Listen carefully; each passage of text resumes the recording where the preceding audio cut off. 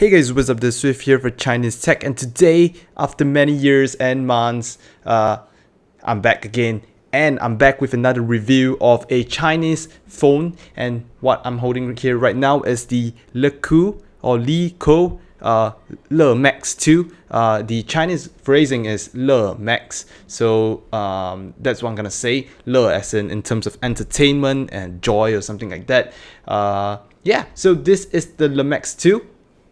It has flagship specifications at a mid-range budget price, so this is again another what we call a value for money purchase kind of thing. I'm gonna say that right off the bat. I really feel that this has lots of value for the price that you're paying for, so this is pretty damn good. So anyways, as always, I'm going to start off with some specifications of the phone.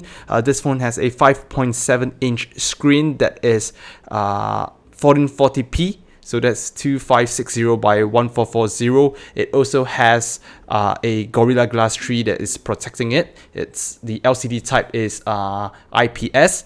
And it's powered by a Snapdragon 820. Yes, that's right, it's Snapdragon 820. And the GPU is the Adreno 530. So this comes in various different configurations. You have the ones that are there is basically a 4 gig or 6 gig RAM version. To get the 6 gig RAM version, you need to purchase the one with the ROM that is at least 64 gigs and above. I would strongly suggest you get at least 64 if you have a lot of media content and things like that. Basically, I have now 32 gigs, 4 gigs of RAM. It's definitely not enough, especially because my music library itself takes up close to 20 plus gigs already, leaving me with little to none for any kinds of photos, videos, or things like that. So that is something that I have to say right off the bat. This phone does not have a storage expansion slot, so that's something that is quite sad, really. I would definitely prefer it to have a micro SD card expansion slot.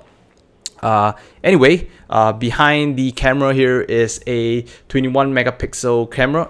At the front, that is a 8 megapixel front camera as well. It records up to 4K videos at 30 frames per second. You can check out all the video samples and camera photos if you want to see raw photos and footage as well. So anyhow, let's dive straight into how the phone looks. So here you can see here is a full metallic body design, non-removable battery. This is the rose gold version. I believe they have the force gold, or that's just basically gold, and a gray version as well. It has 3 capacitive buttons at the bottom, something that I really like rather than on-screen ones. And the thing here is that the volume rocker as well as the power button is towards the right side. These buttons and the rocker itself feels a little bit flimsy. I'm not sure why. There's this wobble to it. So that's some build quality issues perhaps. And then we have the nano SIM slot, the dual nano SIM slot at the side here. You can see here. This will be used for, you have the pin to push out, to eject the tray, and then you put in your nano SIM as well. And towards the bottom, you have a USB Type-C connector there, as well as the speakers here. And to the top, we have, look at this. This is not a audio jack. This is actually a infrared IR sensor. So, and to the back, of course, I forgot to mention the fingerprint sensor scanner is right here. So there is no 3.5mm audio jack here.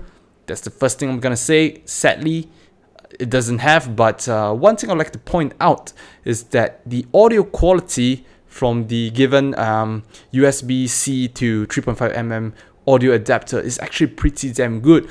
Now, I believe it is something to do with the production of the audio or the raw quality. I have no idea.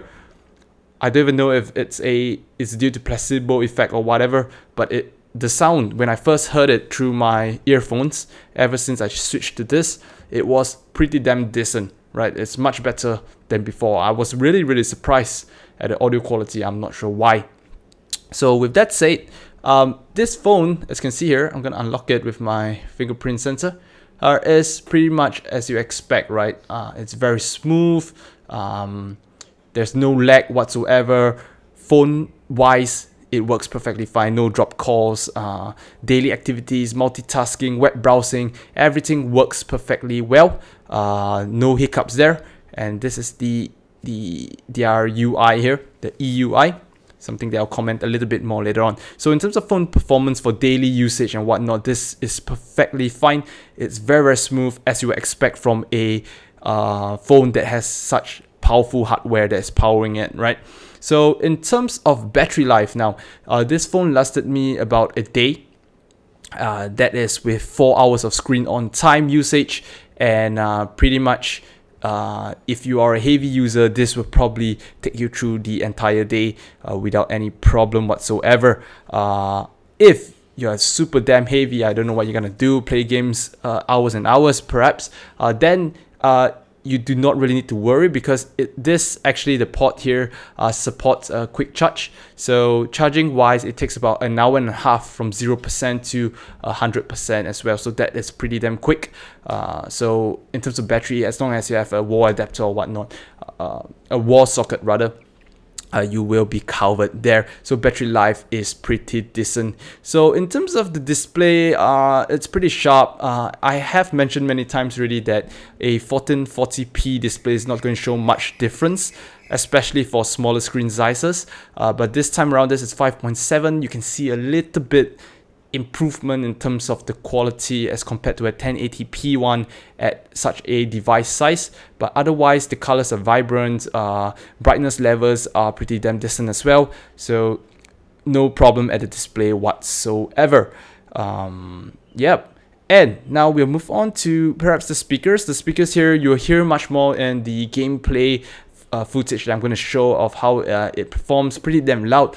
Quality wise, it's not as good as say your mini speakers and whatnot, but in terms of loudness and volume, this is definitely enough for you and a couple of friends to listen to a talk or a podcast or whatever. I'm not sure what you use the loudspeaker for, but yeah. And the placement at the bottom is something that I really like as compared to say the back. Obviously front facing speakers are the best in my opinion, but bottom ones are pretty good as well.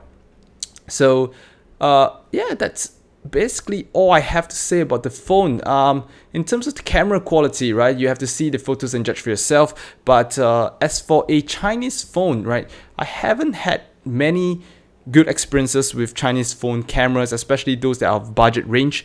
A mid-tier one like this one that I had holding now, the Le Max 2's camera photos and the way it focuses and things like that at this time and age is pretty decent, especially for the price you're going to pay for. So, and the video wise, it captures really well. It captures the slow-mo capability isn't that great. It looks quite bad. You can see it for yourself as well. 4K and 1080p is decent. The quality is decent. There is one problem though, that there isn't any autofocus in the video. I'm not sure why, or I disabled it, or it's totally common for phones. I don't think so, right? I'm not sure, but video wise it's decent, but there's no autofocus. So camera overall, the quality is pretty good, except for low light conditions. It's takes a little bit time to focus, and the flash coupled with all the different settings that it goes through, photo quality wise is not that great in low light settings. But that's it, again, for the price you're paying, it is really good in my opinion.